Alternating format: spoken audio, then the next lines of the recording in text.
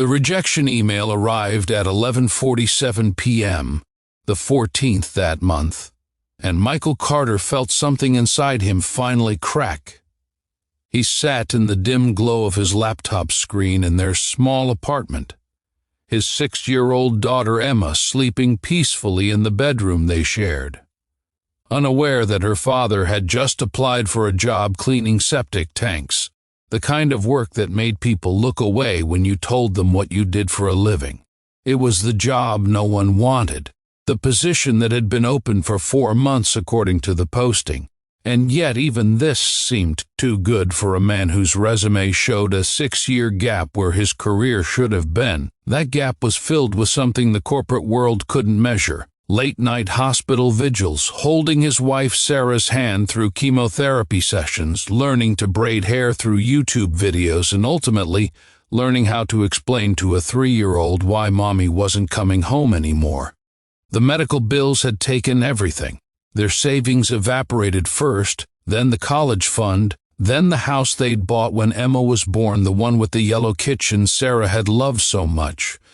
Michael had worked remotely as a software developer during Sarah's illness, but his performance had suffered as grief consumed him, and eventually the company had let him go with a severance package that felt generous until it ran out.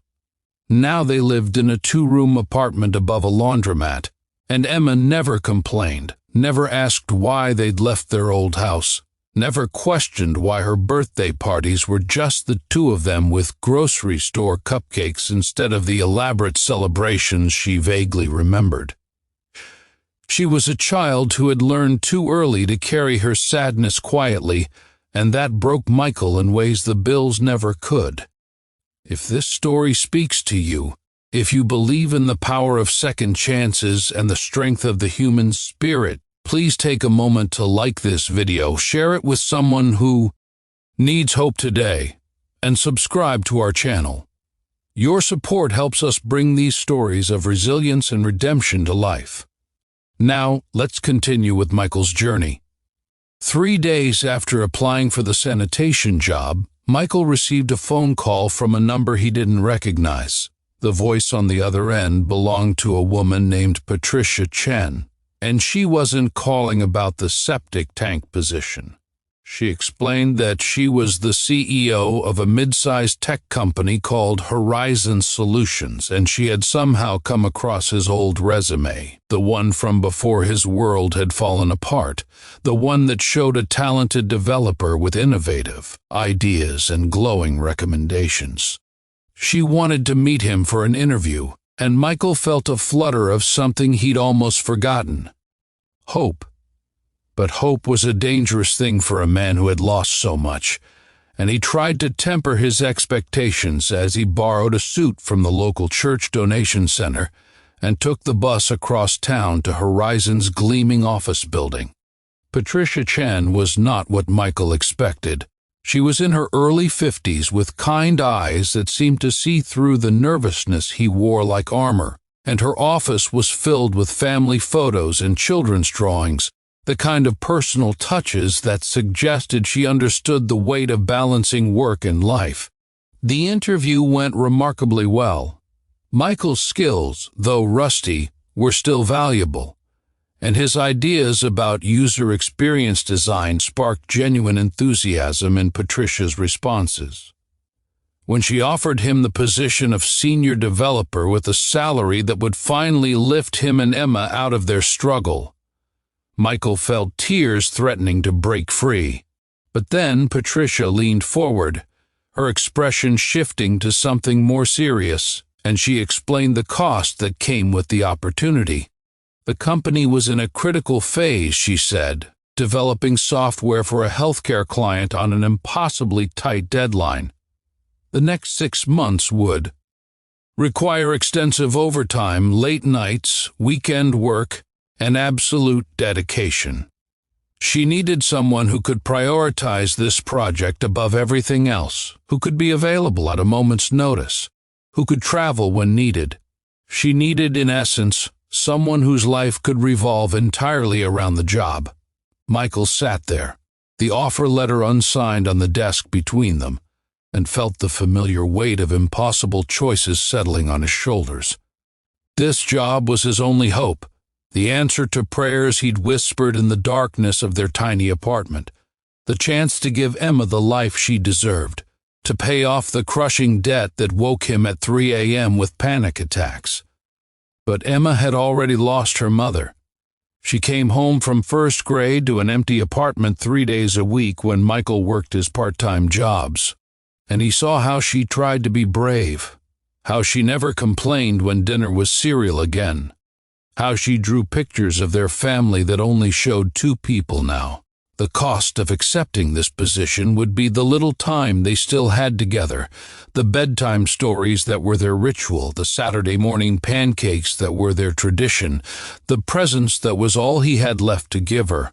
He thought about Sarah, about how she'd fought so hard to stay with them, about the last thing she'd whispered to him in the hospital, "Take care of our baby." If this story has touched your heart, if you've ever faced an impossible choice or watched someone sacrifice everything for love, please leave a comment below sharing your thoughts.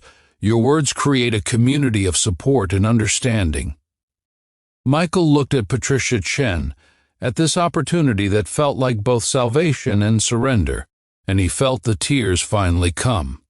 He explained everything, his voice breaking as he talked about Emma, about being all she had left, about how he couldn't sacrifice their relationship even for the job that could save them financially. He expected disappointment, maybe anger at wasting her time, but instead Patricia's eyes grew wet too. She stood and walked to her window, silent for a long moment, then turned back to him with a smile that transformed her face. She told him she'd been testing him, that the impossible demands weren't real.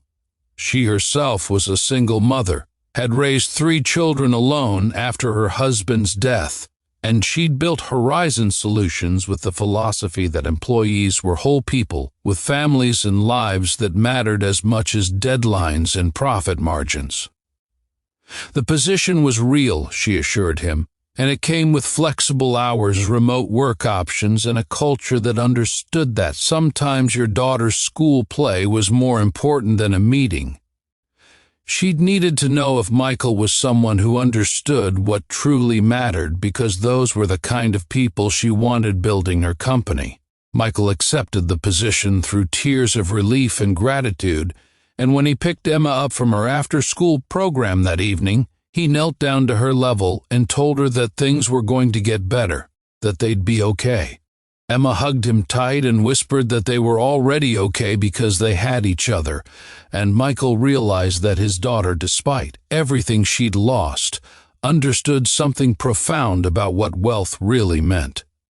The job no one wanted had led him to the opportunity of a lifetime, and the cost he'd been willing to pay. His commitment to being present for his daughter had revealed that he possessed something more valuable than any skill set, the character of a father who knew that some prices were too high, no matter how desperate the need. As they rode the bus home together, Emma's hand in his, Michael felt something he hadn't experienced in years, the genuine belief that their story wasn't ending, but rather finally beginning again.